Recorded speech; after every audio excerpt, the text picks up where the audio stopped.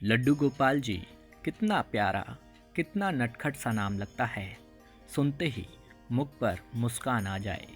ये तो वो रहस्य है जिसके कारण भगवान श्री कृष्ण के भक्त उनके बाल स्वरूप लड्डू गोपाल को अपने घर में विराजमान कराते हैं। श्री कृष्ण के भक्त और उनकी भक्ति की विधि सबसे निराली है। स्वयं ब्रह्मा जी इस रहस्य को अब तक नहीं समझ पाए हैं।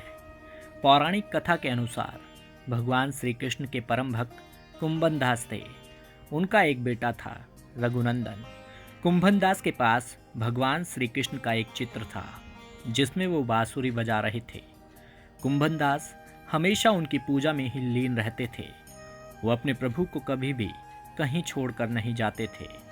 एक बार कुंभन दास के लिए वृंदावन से भागवत कथा के लिए बुलावा आया। पहले तो कुंभन दास ने उस भागवत में जाने से मना कर दिया, परंतु लोगों के आग्रह करने पर वे जाने के लिए तैयार हो गए। उन्होंने सोचा कि पहले वे भगवान श्री कृष्ण की पूजा करेंगे, इसके बाद वो भागवत कथा करके अपने घर वापस लौट आएंगे। इस तरह उनकी पूजा का नियम नहीं टूटेगा। कुंभन दास ने अपने पुत्र को समझा दिया कि मैंने भगवान श्री कृष्ण के लिए भोग तैयार कर दिया है, तुम बस ठाकुर जी को भोग लगा देना। और इतना कहकर वो चले गए। कुंभन दास के बेटे ने भोग की थाली ठाकुर जी के सामने रख दी और उनसे विनती की कि वो आए और भोग लगाए। रघुनंदन मन ही मन ये सोच रहा था कि ठाकुर जी आएंगे और अपने हाथों से खाएंगे जैसे सभी मनुष्य खाते हैं। कुंभन दास के बेटे ने कई बार भगवान श्री कृष्ण से आकर खाने के लिए कहा, लेकिन भोजन को उसी प्रकार से देकर वो निराश हो गया और रोने लगा।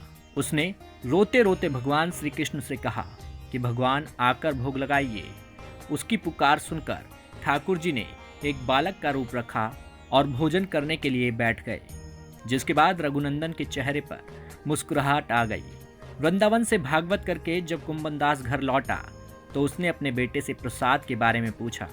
रघुनंदन ने अपने पिता से कहा, ठाकुर जी ने सारा भोजन खा लिया है। कुंभन दास ने सोचा कि अभी रघुनंदन नादान है, उसने सारा प्रसाद खा लिया होगा और डांट की वजह से झूठ बोल रहा है। अब रोज कुंभन दास भागवत के लिए जाते और शाम तक सारा प्रसाद खत्म हो जाता था। कुंभन दास को लगा कि अब उनका पुत्र कुछ ज्यादा ही झूठ बोलने लगा है, लेकिन उनका पुत्र ऐसा क्यों कर रहा है, ये देखने के लिए कुंभन दास ने एक दिन लड्डू बनाकर थाली में रख दिए और दूर से छिपकर देखने लगे। रघुनंदन ने रोज की तरह ठाकुर जी को आवाज दी और ठाकुर जी एक बालक के रूप में कुंभन दास के बेटे के सामने प्रकट हुए। रघुनंदन ने ठाकुर जी से फिर से खाने के लिए आग्रह किया, जिसके बाद ठाकुर जी लड्डू खाने लगे। कुंभन दास जो दूर से इस घटना को देख रहे थे, वो तुरंत ही आकर ठाकुर जी के चरणों में गिर गए।